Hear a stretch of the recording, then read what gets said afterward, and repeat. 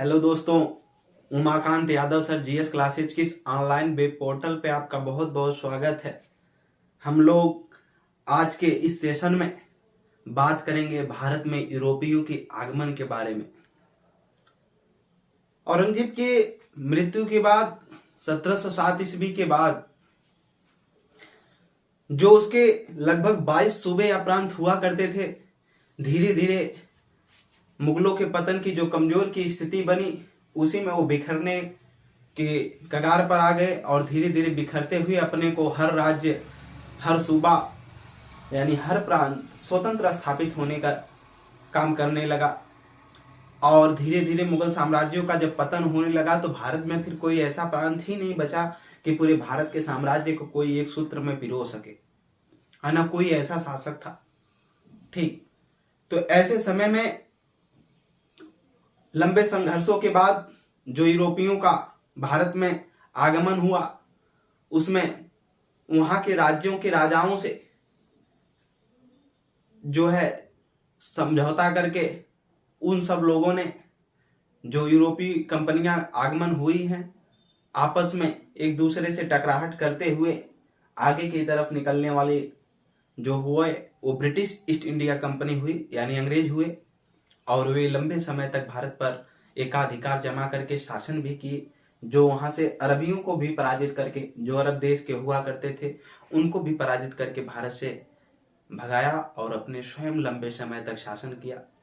ठीक, लेकिन हमको देखना है यूरोपियों का आगमन। यूरोपियों का जो आगमन है, ये जो शुरुआत होती है, ये 1498-92 जो लिखा रहता है किताबों में, वास्को डी गामा भारत आया, कोलंबस ऐसे किया, इससे कुछ नहीं होने वाला है। सबसे बड़ी बात, जो भारत और यूरोप के बीच व्यापार का संबंध है, इसको समझना होगा। बहुत पहले यूनानी जो आक्रमण हुए, यूनानियों के आक्रमण के समय से ही हमारे देश में व्यापार होने लगा था यूरोप से। और सबसे पहले जो व्यापार होना स्टार्ट हुआ, हमारे यहाँ भारत में सर्वाधिक मसाला हुआ करते थे, तो यूरोप के जो देश हुआ करते थे वो मसाले पर डिपेंड थे। और यूरोप से भारत आने का दो रास्ता थे। एक तो परंपरागत मार्ग था, जिसे स्थल मार्ग बोलते हैं, और एक समुद्री मार्ग था। ठीक, जो परंपरागत यानी स्थल मार्ग हुआ करता था, वो तुर्की, फारस, ईरान, अफगानिस्तान, इन पाकिस्तान तो था ही नहीं उस समय, अफगानिस्तान के क्षेत्रों से गुजर करके भारत के हिस्से में आया करते थे, यानी मध्य देशों से आया करते थे। जैसे ये जो क्षेत्र हो गया, हमने मान लिया ये उत्तरी अमेरिका हो गया, और ये लगभग दक्षिणी अमेरिका हो गया। ठीक, इधर ये यूरोप का क्षेत्र। ठीक, नीचे ये अफ्रीका का क्षेत्र। ठीक, नीचे का जो क्षेत्र है ये अफ्रीका महाद्वीप का क्षेत्र। ठीक, फिर इधर ये भारत, फिर और ये पूरा एशिया महाद्वीप। ठीक, एशिया महाद्वीप और भी अन्य देश इधर। तो अब ये नॉर्थ अमेरिका। ठीक, ये साउथ अमेरिका हो गया, और ये यूरोप हो गया। ठीक, यूरोप, और ये अफ्रीका। ठीक, ये इंडिया है। तो हमारे यहाँ इंडिया में आने के लिए जो मार्ग हुआ करते थे, स्थल मार्ग, ये बीच से होकर यूरोप से इधर जब चलते थे तो बीच से होकर के कई रास्तों से गुजरना पड़ता था, जिसमें आता था तुर्की, फारस,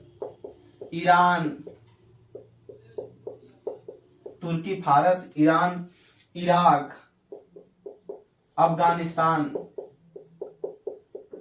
तब भारत आता था। ठीक, तब भारत के क्षेत्रों तक पहुंचते थे लोग। और स्थल जल मार्ग, जो समुद्री मार्ग था, वो था काला सागर, जिसे मध्य सागर भी बोलते हैं। काला सागर से होकर के ये लाल सागर पहुंचते थे, और लाल सागर से, जब मैप में आप देखेंगे, काला सागर से लाल सागर, और लाल सागर से के बाद पर्सिया की खाड़ी से अरब जो देश हुआ करते थे, ठीक इधर अरब के सागर में पहुंचते थे। फिर भारत में जो अरब सागर लगा हुआ है यहाँ गुजरात से, इधर अरब अरब अरब की खाड़ी, ठीक अरब की खाड़ी। इसके बाद ये भारत व्यापार करने के लिए पहुंचे थे। तो भारत में पहले से ही यूरोपियों से व्यापार आरंभ हो गया था, लेकिन बीच का ये जो साम्राज्य आप देख रहे हैं, तुर्की, फारस और ईरान का, इन क्षेत्रों पर एक कस्तुतुनिया हुआ, जहां का सुल्तान हुआ करता था, यानी एशिया माइनर बोला जाता था इधर तुर्की के क्षेत्रों को, ठीक। और इन क्षेत्रों पे उस समय कस्तुतुनिया के सुल्तान का पूरा एकाधिकार हो गया, और उसने इधर से जो रास्ता भारत की तरफ जाने वाले थे, ठीक, यानी अरबियों ने क्या किया, यहाँ पर जब इस्लाम का एक बहुत बड़ा उदय हुआ, तो इसने इधर के रास्तों को, जो यूरोपीय इधर से जा रहे थे, इधर से पुर्तगाल, ब्रिटेन, जो इधर से पुर्तगाली थे, पुर्तगाल से स्पेन, और इधर ब्रिटिश, ठीक, इधर से जो व्यापारी हुआ करते थे भारत से, जो मसाला ले जाया करते थे, ये सब ठंडे प्रदेश में आया करते थे। तो जो इधर से इंडोनेशिया के क्षेत्रों से, भारत के क्षेत्रों से जो मसाला का व्यापार हुआ करता था, ये सारी चीजें इधर बंद हो गई। जब ये मार्ग बंद हो गया तो 15वीं शताब्दी के आसपास, और जब 15वीं शताब्दी के आसपास इस समय बंद हुआ, तो यूरोप के क्षेत्रों में मांग तेजी से बढ़ने लगी, ठीक। उन भारत से जो आयात हुआ करते थे चीजें, यहाँ से जो जाती थी भारत से उधर, यानी वो लोग जो आयात करते थे, उन चीजों का, जब कोई भी सामान है, जब उसकी मांग बढ़ रही है और वो खत्म हो रही है, तो मांग और तेजी से बढ़ती है।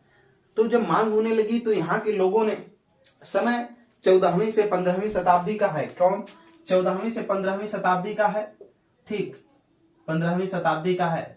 और इस समय यूरोप के जो पुनर्जागरण हुआ यूरोप में, उसके हिसाब से यहाँ के भौगोलिक जो दिशा सूचक होते हैं, उस यंत्र का भी आविष्कार हो गया था, जहाजों का भी आविष्कार हो गया था। अब पुर्तगाली खोज में निकले, किसके, व्यापारिक रास्ते की खोज में निकले, कि जब ये रास्ता बीच से बंद हो गया है, तो हम लोग भारत पहुंचे कैसे व्यापार करने के लिए, इंडोनेशिया के क्षेत्रों में कैसे पहुंचे मसाले के व्यापार के लिए। व्यापारिक रास्ते की खोज में ये निकलना, काम करना स्टार्ट कर दिए। पुर्तगाली सरकार जो मतलब हुई, पहले 2 ही देश निकले थे, पुर्तगाल और स्पेन। इसने मसालों की खोज में सबसे पहले अहम भूमिका निभाई, यानी रास्तों की खोज में। तो यहां से एक व्यक्ति था, 1487 में निकला, जिसका नाम था, एक व्यक्ति था जिसका नाम था बार्थोलोमेओ डियाज। बार्थोलोमेओ डियाज एक व्यक्ति था। 1487 ईस्वी में, कहीं कहीं 88 भी देता है, 1487 ईस्वी में बार्थोलोमेओ डियाज नामक एक व्यक्ति यूरोप से निकला, यानी पुर्तगाल से निकला, और इसने यहां से होते हुए पानी के रास्ते, व्यापारिक रास्ते खोज करते करते करते करते यहाँ चला आया अफ्रीका के क्षेत्रों में। इसको बोलते हैं cape of good hope, note कर लेंगे कहीं, इसको बोलते हैं, लिखेंगे उत्तर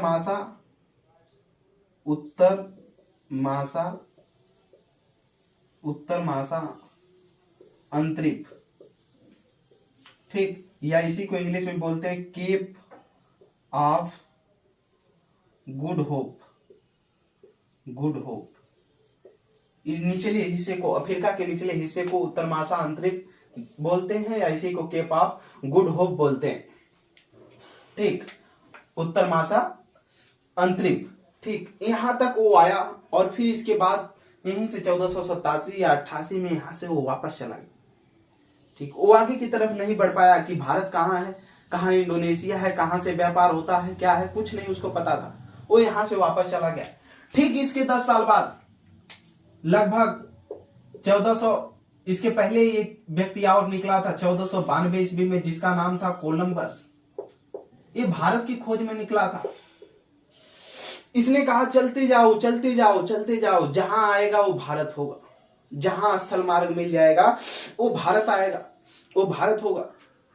इसने पुर्तगाल से सीधे निकला और सीधे इधर, थोड़ा हमारे पास स्पेस कम है वो, लेकिन दूरी तय करके वो सीधे अमेरिका पहुंचा। और जब अमेरिका की जमीन को देखा तो इंडिया, उसने कहा कि बस इंडिया हम पहुंच गए। ठीक, उसको अमेरिका को इंडिया मानने लगा। अभी हम समझाएंगे, अमेरिका को इंडिया मानने लगा। फिर ये 1492 में पहुंचा है कोलंबस, लेकिन कुछ किताबें इसको 1494 लिखती हैं। ठीक, फिर इसके कुछ समय के बाद ही फिर पुर्तगाल से 1498 में एक व्यक्ति निकला जिसका नाम था वास्को डिगामा। वास्को डिगामा ये फिर इसी रास्ते से आएगा, लेकिन ये वाली जो बार्थोलोमेओ डियाज जिस रास्ते से होकर के पुर्तगाल से उत्तर महासागरीय तक आया है, इसको कुछ नहीं पता है। नहीं इसको पता है कि कोई व्यक्ति हमारा यहाँ तक गया, लेकिन अगर इसको पता रहता तो ये व्यक्ति खुद इसको यहाँ तक की रास्ता को बताता। लेकिन ये फिर रास्ते भारत की खोज में नहीं निकला था वास्को डिगामा, ये तो व्यापारिक रास्तों की खोज में निकले हुए हैं। और जब ये निकला वास्को डिगामा पुर्तगाल से, इसने होते हुए उत्तर महासागरीय की तरफ से आगे की तरफ बढ़ा, इसी क्षेत्र में आगे की तरफ बढ़ा। और उस समय ये अरब की जो खाड़ी हुआ करती थी, अरब देश के लोग इधर व्यापार करते थे। उसी समय इसको एक व्यापारी मिल गया जिसका नाम था अब्दुल मजीद। कई नाम इसके यूपीएससी की परीक्षाओं में अलग अलग तरीके से दिए जाते हैं। इसकी सहायता से इसने केरल के तट पर पहुंचा। कहां? केरल के तट पर। ठीक, कालीकट बंदरगाह पे, जहां का राजा हुआ करता था जेमोरी। उसने जोरदार इसका स्वागत किया। किसका? जो पुर्तगाली यात्री आया था अपने जहाज के साथ। लगभग इसको 90 दिन की यात्रा के बाद ये पहुंचा। कौन? पुर्तगाली यात्री वास्को डिगामा भारत पहुंचा। जब ये भारत पहुंचा, अब्दुल मजीद नामक एक व्यापारी, इसने अरब की खाड़ी, जो अरब की खाड़ी हुआ करती थी, ठीक, अरब सागर जो है वही अरब की खाड़ी है, अरब सागर से इसको सहायता मिली। और इसी की सहायता से, अब्दुल मजीद की सहायता से ये केरल के कालीकट बंदरगाह पर पहुंचा। तो लेकिन बहुत से लोगों का मानना है कि केरल पर ही क्यों पहुंचा, क्योंकि उस समय जो मसाले का मुख्य केंद्र हुआ करता था वो केरल ही हुआ करता था, इसलिए। ठीक, और जोरदार इसका जेमोरी नामक राजा ने स्वागत किया। तो अब पूछा जाता है किस जहाज से गया, किस बंदरगाह पे सबसे पहले पहुंचा, तो ये सारी चीजें हम लोग देखेंगे। लेकिन जब वास्को डिगामा भारत पहुंचा तो इसने कहा कि भारत, असली भारत ये है। लेकिन जो व्यक्ति कोलंबस था, ये कोलंबस, इसने जो 1492 ईस्वी में अमेरिका में जहां पहुंचा है, ये कह रहा है भारत ये है, ये इसको भारत बता रहा है, ये इसको भारत बता रहा है। अब पुर्तगालियों को कंफ्यूजन धीरे धीरे बनने लगी कि आखिर असली भारत है कौन। तो इसीलिए पुर्तगालियों ने क्या किया, जो नॉर्थ अमेरिका था यहां को कहा वेस्ट इंडिया। क्या? Waste India. और जो इधर का भारत था इसको पुर्तगालियों ने नाम दिया ईस्ट इंडिया। ठीक, अब पुर्तगाली यहां है, अब यहां से उनकी दिशा में जो पश्चिम वाला हिस्सा था जिसको 1492 में कोलंबस ने खोजा, उसको उसने नाम दे दिया वेस्ट इंडिया। और पुर्तगाल के जो पूर्व वाले हिस्से में आता था उसको उसने ईस्ट इंडिया नाम दे दिया। इसी वेस्ट इंडिया से ही वेस्ट इंडीज बन गया। ठीक, पुर्तगाली इसी बाद में चल करके वेस्ट इंडिया को, यहाँ के लोगों को क्या कहने लगा? West Indies. ठीक, आज वेस्ट इंडीज उत्तरी अमेरिका का ही हिस्सा है। वेस्ट इंडीज, यहाँ पर आज भी यहाँ के जो मूल लोग हैं, अमेरिका के जो मूल हैं, इनको बोला जाता है रेड इंडियन। क्या? Red Indian. ठीक, रेड इंडियन। इनको भारतीय माना जाता है कि पश्चिम वाले भारतीय हैं और वो पूर्व वाले भारतीय हैं। तो ये वास्को डिगामा इसको ईस्ट इंडिया मान लिया यूरोपियों ने, जो पुर्तगाली थे, और इसको वेस्ट इंडिया मान लिया कि उत्तरी मतलब पश्चिमी भारत के लोग। अब ईस्ट इंडिया का मतलब जितनी भी अब कंपनियां स्थापित होंगी सब में ईस्ट इंडिया लगेगा, वेस्ट इंडिया किसी में नहीं लगेगा। जैसे पुर्तगाली east India company, Dutch east India company, फ्रांसीसी ईस्ट इंडिया कंपनी, ठीक ना, Swedish east India company, British east India company, सब में ईस्ट इंडिया कंपनी का मतलब ईस्ट इंडिया जब कंपनी लग गया तो ए वाला भारत, पूर्व वाला, पुर्तगाल के पूर्व वाला। यहां तक बातें समझ में आ गई होंगी, आशा है। हमने क्या बताया शुरू से, एक बार हम सरसरी निगाहों में देखिएगा, तेजी से रिपीट करना चाहेंगे। बार्थोलोमेओ डियाज 1487 में एक पुर्तगाली यात्री हुआ। ठीक, जब दिशा सूचक और जहाजों का निर्माण हो चुका है, यानी यूरोप में पुनर्जागरण हो चुका है, उसके बाद भारत की खोज में यानी व्यापारिक रास्ते के लिए तलाश में निकले हुए हैं। बार्थोलोमेओ डियाज पुर्तगाल से निकला और ये समुद्री रास्तों से होते हुए उत्तर महासागरीय तक पहुंचा, केप ऑफ गुड होप तक पहुंचा। ठीक, इसके पहुंचने के बाद फिर वहां से वो वापस चला गया। उसके ठीक कुछ समय के बाद 1492 में एक व्यक्ति कोलंबस, ठीक, वहां की सरकार की मदद से उसने निकला और उसने सोचा कि जहां धरती आ जाएगी, सीधे निकल गया पश्चिम की दिशा की तरफ, जहां धरती आ जाएगी शायद वो इंडिया का ही हिस्सा होगा। उसने जब निकला तो गलत जगह पर पहुंच गया था, उसने अमेरिका में पहुंच गया था। ये भारत के उद्देश्य को, ठीक, ये भारत के उद्देश्य से जहां जो चीज आएगा वो भारत होगा स्थल को, चलते जाओ। आखिर में समय आया तो उत्तरी अमेरिका के धरती पर पहुंचा तो उसने कहा कि वो ये तो इंडिया आ गया, तो इसने उसको इंडिया माना। लेकिन उसके कुछ समय के बाद 1498 में, लगभग 6 सालों के बाद, एक वास्को डिगामा नामक व्यक्ति निकला और वो फिर इसी पुर्तगाल के रास्ते से, उसको ये रास्ता पता नहीं था जो बार्थोलोमेव डियाज यहाँ तक आ चुका है, लेकिन वो फिर पुनः इसी रास्ते से घूमते घूमते फिर अरब सागर की खाड़ियों तक पहुंचा। उसी समय अब्दुल मजीद नामक एक व्यक्ति की सहायता से इसने केरल के कालीकट बंदरगाह पे पहुंचा। ठीक, और केरल के कालीकट बंदरगाह पर पहुंचा तो वहां के जयमोरी नामक राजा ने इसका स्वागत किया। ठीक, अभी हम लोग देख लेते हैं साओ, जो जहाज का नाम था साओ कैबिरियल था। ठीक, कैबिरियल, तो किस जहाज से पहुंचा, किस बंदरगाह पे पहुंचा, क्या क्या हुआ, ठीक, सारी चीजें देखा जाएगा। तो ये यहाँ तक बातें समझ में आई। हमने यही चीज बताया कि बाद में जो वास्को डिगामा ने भारत की खोज किया और जो कोलंबस ने भारत इसको मान रहा था, दोनों लोगों के बीच मतभेद बढ़ गया और यूरोपीय इसको कंफ्यूजन में आने लगे। तो उसने जो वास्को डिगामा के द्वारा खोजा गया था उसको वेस्ट इंडिया नाम दे दिया, और जो वास्को डिगामा के द्वारा ईस्ट इंडिया, कोलंबस के द्वारा वेस्ट इंडिया से ही वेस्ट इंडीज बन गया। यहाँ के जो अमेरिका के मूल निवासी हैं उनको रेड इंडियन बोला जाता है और भारत के ईस्ट इंडिया बोला जाता है। भारत में जितनी भी कंपनियां आएंगे सबके नामों में ईस्ट इंडिया कंपनी लगा होगा। ठीक, चाहे वो ब्रिटिश ईस्ट इंडिया कंपनी हो, चाहे पुर्तगाली ईस्ट इंडिया कंपनी हो, चाहे स्वीडिश हो, चाहे फ्रेंच हो, कोई भी हो, सब में ईस्ट इंडिया कंपनी लगा हो। ठीक, अब ध्यान देने योग्य बात है कि जो अमेरिका में काले लोग कैसे पहुंचे, इसको भी हम देखेंगे। धैर्य बनाए जाने की आवश्यकता है। ठीक, तो यहाँ पर एक बात और समझना, फिर जब वास्को डिगामा भारत में पहुंचा तो जेमोरी नामक इसका राजा ने स्वागत किया। अब वास्को डिगामा यहाँ से व्यापार, मतलब अपना जिस उद्देश्य के लिए आया था, इसने पहली बार तो राजा इसका बहुत स्वागत किया। और जब स्वागत किया, इसलिए राजा भारतीय स्वागत करते थे क्योंकि जब यूरोपीय आते थे, अभी आगे आएंगे तो ये सोने चांदी को लेकर आएंगे, कहां से लेकर आएंगे उसको अभी हम सारी कहानी को बताते हैं। ठीक, तो जब कालीकट बंदरगाह पे पहुंचा, इसने पहली बार मसालों का व्यापार किया और काली मिर्च खरीदा और ले गया। और जब पुर्तगाल के रास्तों से पहुंचा तो पुर्तगाल में इसने बेचा और 60 गुना मुनाफा कमाया। अब धीरे धीरे पुर्तगालियों तक ये बात पहुंची तो अब भारत पुर्तगाली और स्पेन के लोगों ने अब भारत की तरफ, हर यूरोपीय भारत की तरफ बढ़ने की कोशिश करने लगे। और जब ये भारत की तरफ आने की कोशिश में लगे, ठीक, तो 1498 में आया, लगभग 3 महीने में आया और 3 महीने में गया। ठीक, इसको बहुत ज्यादा समय लग गए। अब इसके बाद 1500 में ही एक दूसरा पुर्तगाली यात्री आया जिसका नाम था पेड्रो, लिखेंगे पेड्रो, नाम लिखेंगे उसका, पेड्रो अल्ब्रेज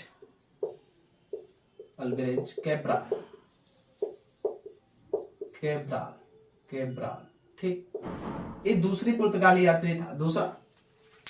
ये 1500 में कहां पहुंचा, भारत पहुंचा। कई जहाजी बेड़ों को लेकर के भारत पहुंचा व्यापार के लिए। ठीक, इसके बाद फिर 1502 ईस्वी का समय आया और फिर वास्को डिगामा पुनः भारत आ गया व्यापार करने के लिए।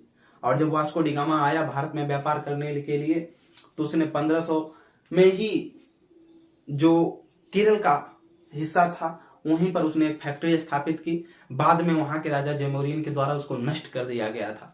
ठीक, क्योंकि जब वास्को डिगामा दोबारा जा रहा था यहाँ पर फैक्ट्री स्थापित करके 1502 में, तो उसी समय जेमोरिन के राजा से उसका कुछ वाद विवाद हुआ और उसी समय वो जो वास्को डिगामा हुआ करता था वो कालीकट बंदरगाह पे बम मार कर गया था। ठीक, वहां के राजा के झगड़ा के साथ वहां की सेनाओं को भी बड़ी क्षति पहुंचा कर गया था।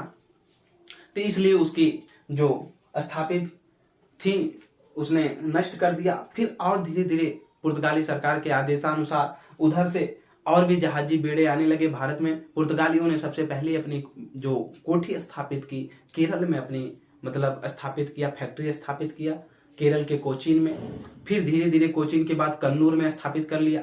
फिर 1505 में पुर्तगाली शासन करने के उद्देश्य से सबसे पहले उसने गवर्नर को एक बनाकर भेजा, जिसका नाम था, गवर्नर बनाकर के नाम भेजा जिसका नाम था फ्रांसिस्को द अल्मीडा। ठीक, Francisco de Almeida, Francisco de Almeida. बस हम शार्ट में नाम लिख रहे हैं, केवल कहानी को समझना। अब पुर्तगाली शासन करने के उद्देश्य से अपनी फैक्ट्री भी स्थापित कर ली, कोचीन में, कन्नूर में। और ये फ्रांसिस्को द अल्मीडा ये वायसराय बनकर के आने लगा, गवर्नर शासन करने के उद्देश्य से भारत में। और जब ये आया तो भारत में इसने नौसेना को बनाया। ठीक, इसलिए कि उसके पहले झगड़ा हो चुकी है किसके, राजा जयमोरी से। इसने अपने नेवी को स्ट्रांग बनाया जल में। और इसके बाद फ्रांसिस्को द अल्मीडा ने द अल्मीडा नीति चलाई, जिसे ब्लू वाटर पॉलिसी बोला जाता है, या शांत जल की नीति। ठीक, या नीले जल की नीति या शांत जल की नीति। यानी अपने को सागर का स्वामी कहा करते थे। और इनके जो साम्राज्य के बेड़े हुए करते थे, जो ये शासन किया करते थे, उसको द एस्तादो इंडिया बोला जाता था, सागर का स्वामी। ठीक, यानी ये परमिशन स्थापित कर लिए थे पुर्तगाली कि हमारी आज्ञा से ही सब कुछ होगा। फ्रांसिस्को डी अल्मीडा की जल नीति, यानी जल नीति में यही था कि बिना इनके परमिशन से जल में और कोई व्यापार नहीं कर सकता। जहां तक कि क्षेत्रों पर कर रहे थे, धीरे धीरे कब्जा करना स्टार्ट कर दी।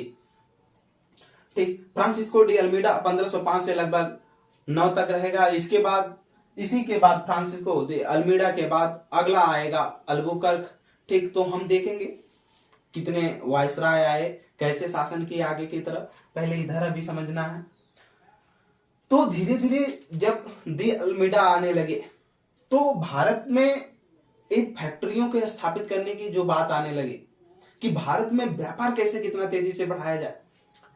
इनके व्यापार करने का एक तरीका और भी था। ये जो इधर तुर्की, फारस, ईरान यानी अरब देश हुआ करते थे, जो अरब पहले से अरबी आकर के भारत में व्यापार कर रहे थे। भारत के इन क्षेत्रों में अरबी पहले से ही आकर के व्यापार कर रहे हैं इन क्षेत्रों से, और इधर इंडोनेशिया के क्षेत्रों से पहले से ही आकर के व्यापार कर रहे हैं। जो अरबी है, ये अरब देशों के जो लोग हैं, ठीक, इसलिए व्यापार कर रहे हैं। अपना रास्ता इधर से बना कर दिए। इधर यूरोप वाले भी, इनको पता नहीं है कि इधर से पुर्तगाली भी आकर के व्यापार करना स्टार्ट कर दिए।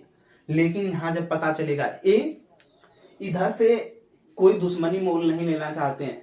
ठीक, इधर के अरब देशों के साम्राज्यों से ये सोचते हैं इधर से कोई दुश्मनी नहीं लेना है। लेकिन यहाँ पर जो अरबियों का भारत के अंदर जो अरब के लोग हैं, हमारा रास्ता बना करके भारत के अंदर वो पूरा संपूर्ण साम्राज्य स्थापित करके, यानी एकाधिकार के हिसाब से अपना व्यापार कर रहे हैं। क्योंकि जो भारत है, इधर से अरब की खाड़ी, इधर से बंगाल की खाड़ी, नीचे से हिंद महासागर, इधर से सुरक्षित बेड़ा है भारत का। केवल उत्तर भारत में उत्तर पश्चिम के हिसाब से, उधर से ही उत्तर पश्चिमी का जो हिस्सा था, उधर से ही आक्रमण हो रहे थे। कभी बाबर का आक्रमण, ठीक, बाबर के आक्रमण के बाद फिर कई आक्रमण हुए। ठीक, बाबर के आक्रमण के बाद से फिर धीरे धीरे मुगल साम्राज्य के पतन के बाद नाजिर शाह का आक्रमण 1739 में, 1739 के बाद 1748 में उसी के सेनापति अहमद शाह अब्दाली का आक्रमण, फिर प्लासी का युद्ध, फिर बक्सर का युद्ध। ये सारी चीजों से भारत धीरे धीरे कमजोर होगा। फिर बक्सर के युद्ध के बाद पूरा कंट्रोल हो जाएगा इसका, अंग्रेजों का। लेकिन उसके पहले जो आक्रमण हो रहे हैं वो भारत पर ही हो रहे हैं। तो उत्तर भारत का हिस्सा भी इधर से देखा जाए तो सुरक्षित नहीं है, उधर आक्रमण हो रहे थे। नीचे से अब पुर्तगाली अपना कब्जा जमाना स्टार्ट कर दिए। तो केवल व्यापार के लिए अरब देश के लोग भारत में आते थे।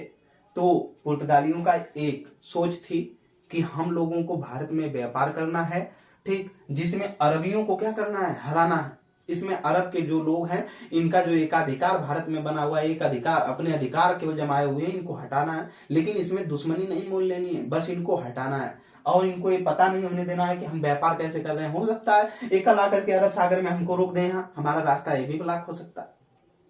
इसलिए ये बहुत चालाकी से अपनी सेना, नेवी को भी बनाए, ठीक, नेवी बनाना स्टार्ट कर दिए। अब हुआ क्या, ये ज्यादा से ज्यादा अपने साम्राज्य को बड़ा करना चाहते थे, लेकिन उसके लिए धन की आवश्यकता थी। क्योंकि ये जानते थे कि भारत के राजाओं के पास अगर हम कुछ देंगे, वहां के राजाओं को अगर हम वहां पर कुछ नहीं देंगे तो व्यापार नहीं करने देंगे।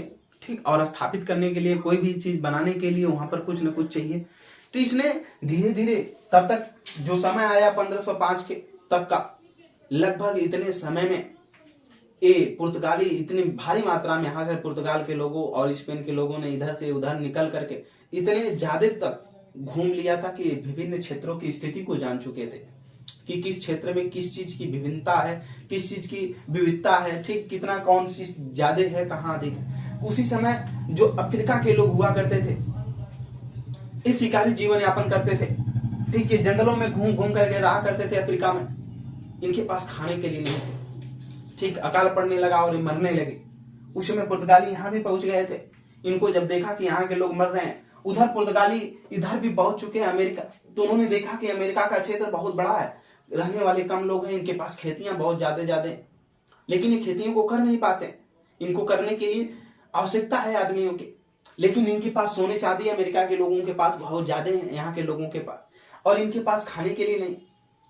पुर्तगालियों ने इनको भोजन पहुंचाया, और जब भोजन ये खा लिए, ये तृप्त हुए, तो इनसे पुर्तगालियों ने कहा कि ऐसा है कि आप लोग भोजन तो कर रहे हैं, हम भोजन पहुंचा रहे हैं, लेकिन हमको आदमियों की आवश्यकता है। भोजन के बदले पुर्तगालियों ने इनसे इनके परिवारों को खरीदने लगे, और ये अपने भोजन के लिए, अपने पैसे के लिए, अपने पेट पालने के लिए अपने परिवारों को, बहुत से अफ्रीकी अपने परिवारों को बेचने लगे, ठीक, और ये बेच दिए। अब पुर्तगाली यहां से, सोचिए, व्यापार करना स्टार्ट किए। अब पुर्तगाली यहां से निकल करके जो बेचे हुए, जो खरीदे हुए व्यक्ति गुलाम है, इन गुलामों को लेकर के वो कहां पहुंचेंगे? अमेरिका पहुंचे। गुलामों को लेकर के अमेरिका पहुंचे, और जब अमेरिका में पहुंचे हैं तो यहां पर वो बेचेंगे, यहाँ के लोगों को बेचेंगे जिनके पास बड़ी बड़ी खेतियां। अब यहाँ के लोगों को जब वो बेचे तो उनसे सोना चांदी लिया, और उनसे सोना चांदी लेकर के कुछ पुर्तगाल यूरोप में रखते हैं, और फिर अधिकतर सोना चांदी को लेकर के फिर भारत के रास्ते की तरफ आते हैं, और फिर भारत में व्यापार संपन्न करते हैं, ठीक।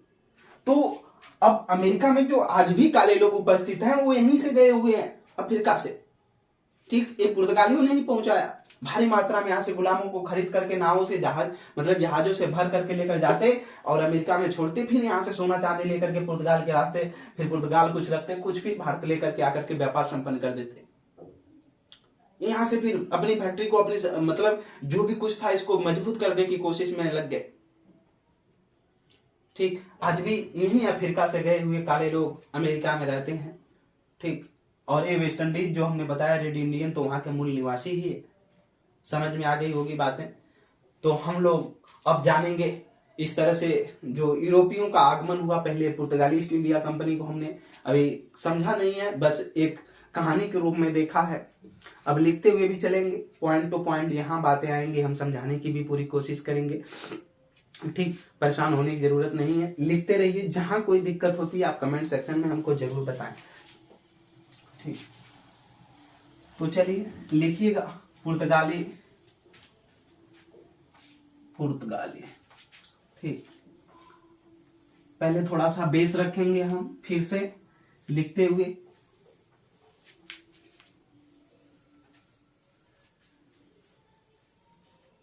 कोई भी चीज कठिन नहीं होती।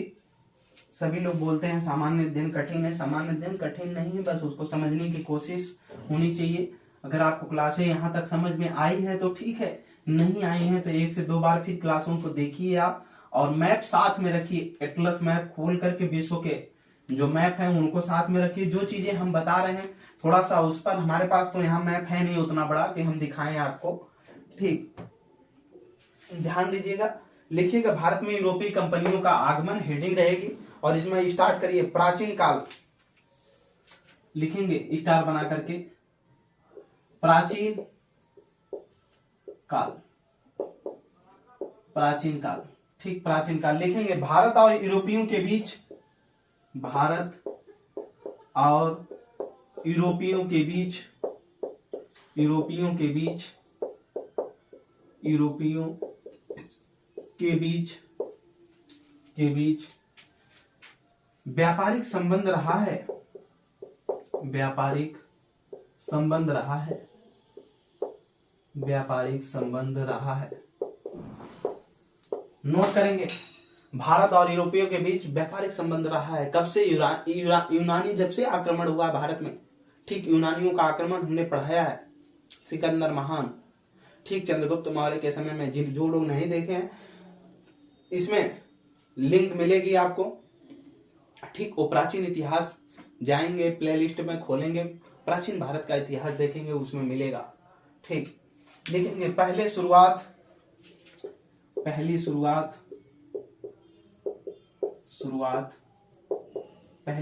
कहां से हुई, लिखेंगे पहली शुरुआत यूनानी कौन था, सिकंदर महान।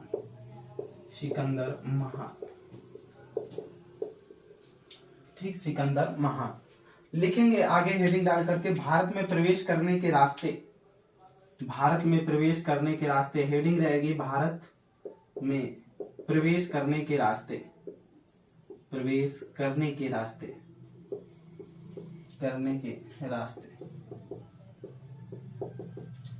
जो यूरोपीय थे उनको समुद्री मार्ग नहीं पता था, हमने बताया ना, वो खोजते खोजे हुए।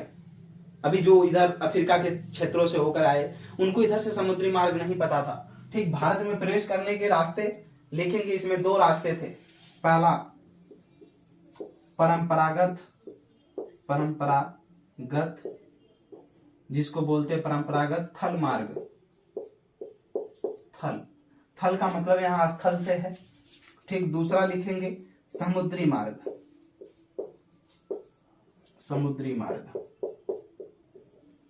ठीक, अब देखेंगे हम लोग इसको कि कौन कौन से कैसे है।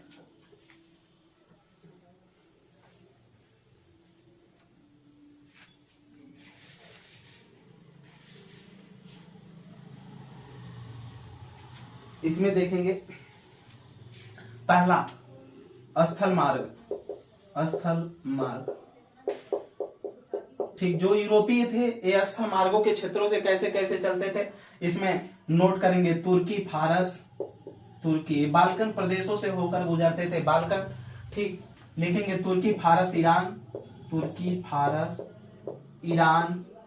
इराक, तुर्की फारस ईरान इराक।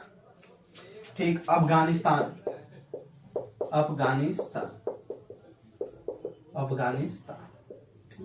इन प्रदेशों से होकर के गुजरते थे।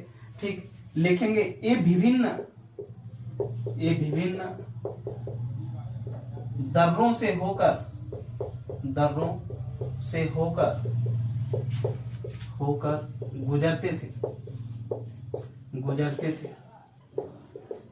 गुजरते थे। दर्रे क्या होते हैं यहाँ पर जो हमने लिखा है। ठीक, प्राकृतिक पहाड़ों पर्वतों के बीच काट करके बनाया गया जो मार्ग है आवागमन के लिए। ठीक, वही है दर्रा। ठीक, या दरारें जो पड़ जाती है बाद में उसको काट करके पर्वतों के बीच पहाड़ों के बीच जो मार्ग बना दिए जाते हैं उसी को दर्रा बोलते हैं। ठीक, चलिए, तो ये विभिन्न दर्रों से होकर गुजरते थे जो ये देश है। इन दर्रों के बीच कौन कौन से दर्रे, जैसे में लिखेंगे खैबर दर्रा जो भारत के अफगानिस्तान और पाकिस्तान के बीच पड़ता था, खैबर दर्रा जिससे सिकंदर भारत आया था, खैबर दर्रा दर्रे में लिखेंगे खैबर दर्रा हो गया। ठीक, इसके बाद खैबर दर्रा के बाद लिखेंगे कुर्रम दर्रा, गोमल दर्रा, अलग अलग देशों के बीच अलग अलग दर्रे थे। ठीक, कुर्रम दर्रा, गोमल दर्रा, ठीक, बोलन दर्रा ईटीसी। इन दर्रों के बीच से ये रास्ते होकर के गुजरा करते थे। ठीक, जो यूरोपीय इन रास्तों से इन दर्रों से होकर के भारत के उत्तरी पश्चिमी क्षेत्रों में यानी उत्तर भारत में आते थे। जो समुद्री मार्ग थे, दूसरा समुद्री मार्ग, इसको आप मैप में देखेंगे, एटलस मैप खोल करके विश्व का, उसमें देखेंगे इसको। जो हुआ करता था ये हुआ करता था मध्य सागर को ही बोला जाता था काला सागर। क्या, काला सागर। ठीक, इधर से गुजरते थे कहां पर, लाल सागर। फिर ये लाल सागर के क्षेत्रों से होकर गुजरते थे पर्सिया की खाड़ी।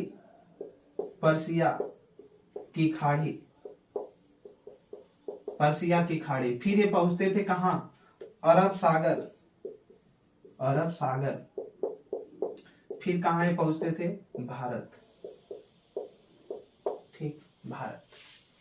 ये था समुद्री मार्ग। हो गया यहां तक। आगे की तरफ देखेंगे हम।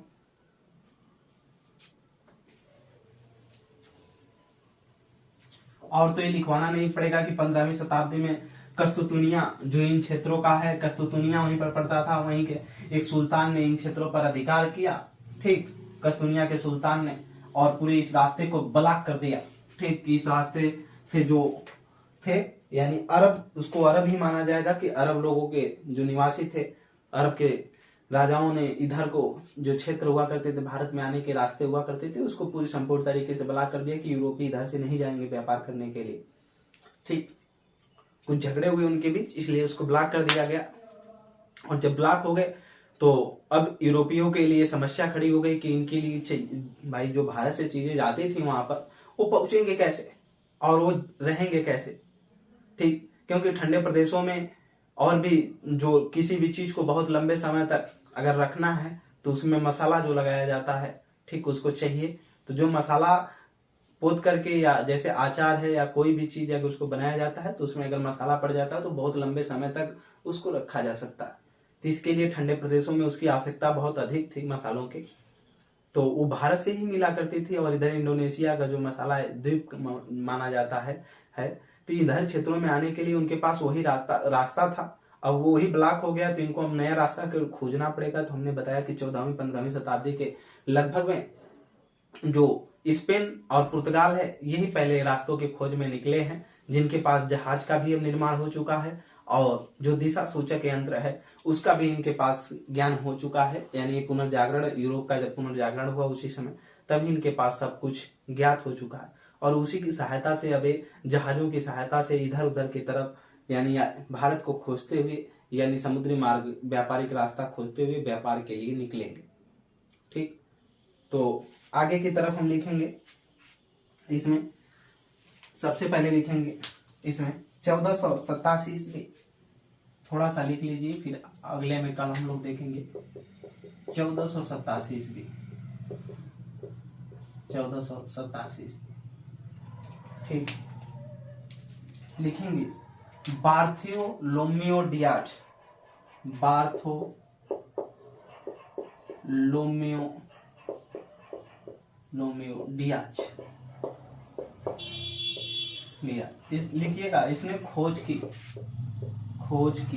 किस चीज की खोज की?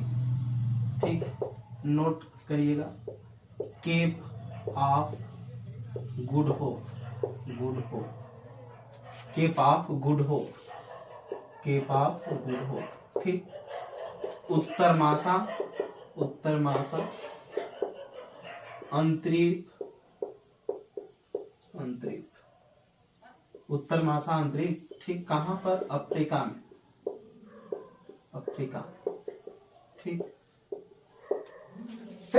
दक्षिणी अफ्रीका में इसने उत्तर मासा अंतरिक्ष की खोज किया। कहां? दक्षिणी अफ्रीका में। हमने जो हिस्सा अभी बताया है कि जो अफ्रीका का निचला हिस्सा है ये वाला, ठीक, ये अफ्रीका है, महाद्वीप है, ये वाला हिस्सा जो है यही है केप ऑफ गुड होप। इसकी खोज किया था 1487 में बार्थोलोम्यू डियाज। घटना चक्र के क्वेश्चन में एक क्वेश्चन बना हुआ है, पीसीएस की है परीक्षाओं में, और भी परीक्षाओं में इसको पूछा जा सकता है। ठीक, आगे लिखेंगे 1400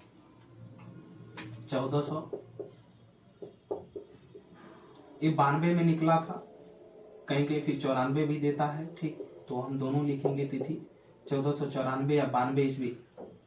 1494 और 92 ईस्वी लिखेंगे। इसमें एक स्पेन, ठीक, स्पेन से एक व्यक्ति निकला जिसका नाम था कोलंबस। ठीक, जिसका नाम था कोलंबस। और एक पुर्तगाली था, ये पुर्तगाल से निकला हुआ था। ठीक, पुर्तगाल। एक कोलंबस था। कोलंबस लिखेंगे। ए अमेरिका की खोज किया। किसकी? अमेरिका की खोज की। और हमने बताया कि जब वहां के लोगों को कंफ्यूजन बढ़ गया तो उसने ही अमेरिका के लोगों को, उधर के क्षेत्रों को क्या कह दिया? वेस्ट इंडिया कह दिया, यानी वेस्ट इंडीज कह दिया। ठीक। आगे की तरफ और भारत के जो हिस्सा हुए, बाद में इसको पुर्तगालियों ने क्या कर दिया, यूरोप के लोगों ने ईस्ट इंडिया कर दिया, यानी पूर्वी वाला ईस्ट इंडिया और एक पश्चिमी वाला। बाद में जितनी भी कंपनियां यूरोप से निकल करके आएंगी वो सबके नामों में, भारत में जितना व्यापार करने के लिए आएंगे सबके नामों में लास्ट में ईस्ट इंडिया कंपनी लगा होगा। ब्रिटिश ईस्ट इंडिया कंपनी, पुर्तगाली east India company, Danish east India company, Swedish east India company, यानी सब में ईस्ट इंडिया कंपनी लगा होगा। ठीक, तो आगे की तरफ इसमें नोट करेंगे। फिर 1498 ईस्वी, 1498 ईस्वी, 1498 ईस्वी लिखेंगे। पुर्तगाल, कहाँ, पुर्तगाल, पुर्तगाल की राजधानी कहाँ हुआ करती थी, लिस्बन। ठीक, यहां से एक व्यक्ति निकला जिसका नाम था वास्को डी गामा। क्या, वास्को डी गामा। इसको कुछ नहीं पता था, ठीक, वास्को डी गामा को, क्योंकि जो बार्थोलोम्यू डियाज इस अफ्रीका के क्षेत्रों पे आ गया है और यहाँ तक जो भारत के क्षेत्रों तक यहीं से यहीं तक पहुंचना था, इसको नहीं पता था। ठीक, लेकिन फिर यहाँ से जो अफ्रीका का क्षेत्र है, अरे सॉरी, पुर्तगाल का जो क्षेत्र है, यहाँ से निकल करके फिर इन क्षेत्रों से घूमते हुए पहुंचेगा कौन, जो वास्को डी गामा है। वास्को डी गामा ये पहुंचा कहां पर, लिखेंगे 20 मई। अलग अलग तिथियां देते हैं, किसी किसी किताबों में 21 मई भी देता है, हम बता दे रहे हैं पहले भी। तिथियां इंपॉर्टेंट है इधर, यूरोपीय कंपनियों के आगमन से, यानी आधुनिक भारत के इतिहास में जो तिथियां लिखवाई जा रही बहुत मोस्ट इंपॉर्टेंट है, हर परीक्षाओं में पूछ ली जाते हैं। 20 मई 1498 ईस्वी लिखेंगे। भारत की खोज किया, भारत की खोज किया, खोज किया, खोज किया। ठीक, भारत की क्या किया, खोज किया। अब हम लोग कल पढ़ेंगे पुर्तगाली। भारत की खोज कर लिया है, प्रथम पुर्तगाली यात्री है। दूसरा जो पुर्तगाली यात्री हुआ पेड्रो अल्बरेज कैब्राल हुआ। ठीक, इसके बाद प्रथम वायसराय कौन पुर्तगाली के रूप में बन करके आया, ठीक, अल्मीडा। फिर अल्बुकर्क आया। फिर इन चीजों के बारे में हम धीरे धीरे अध्ययन करेंगे, उनकी नीतियां क्या रही, कैसे चाल, एक कहानी के माध्यम से पढ़ते हुए चलेंगे आधुनिक भारत के इतिहास को। कहीं भी कोई भी दिक्कत परेशानी होती है कमेंट सेक्शन में बताएंगे। तो हम लोग कल सबसे पहले पढ़ेंगे पुर्तगाली ईस्ट इंडिया कंपनी, पहले पुर्तगाली कैसे आए, फिर उनके कंपनी कैसे स्थापित की, यानी पुर्तगाली ईस्ट इंडिया कंपनी हो गई। हमने बताया अभी ईस्ट इंडिया में आए हैं इसलिए उसका नाम ईस्ट इंडिया जोड़ा जाएगा। यहाँ तक तो समझ में आ गया होगा कि क्यों ईस्ट इंडिया कंपनी लगी हो। बहुत लोगों को तो यही नहीं पता रहता कि ईस्ट इंडिया कंपनी कैसे लगी, क्यों कहा जाता है। अब तो समझ में आ गया होगा, नहीं आया है तो फिर से एक बार रिपीट करके क्लास को देखें। ठीक, और ज्यादा से ज्यादा तक इस जानकारी और इस कहानी को लोगों तक फॉरवर्ड करें, हमारी क्लास को शेयर करें। हर देखने वालों से मेरा ये निवेदन है कि वो शेयर करें ताकि वो भी ये सही जानकारी को जान पाए। ठीक, Umakant Yadav sir GS classes में जुड़ने के लिए आपका बहुत बहुत धन्यवाद।